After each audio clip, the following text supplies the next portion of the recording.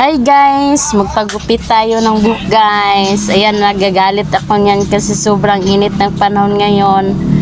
Wala nang ulan dito sa amin. Ang init-init na talaga. Ayan, galit pa akong gumupit niyan. Di na ako pumunta sa barbero kasi walang pangbayad ng panggupit. Ayan, sinarili ko na. May sariling gunting ako. Ayan, sinusuklay ko na guys ha. Oh, kinuan pa yung ilong ko. Kasi makati yung buhok eh. Ayan, ginugupit-gupit ko lang yan ha. DIY yan, DIY. Gawa ng aking sariling kamay. Oh, kumusta na po kayo dyan guys? Kayo na din maggupit sa inyong mga buhok para magtipid na po tayo ha. Oh, ayan po.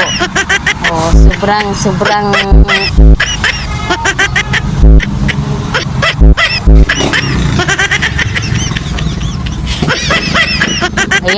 ayan na po. Okay na yan ba yan? O, bagay ba sa akin? O, kayo na bahala dyan. Mag-iwan kayo na baka sa baba para punta natin ha.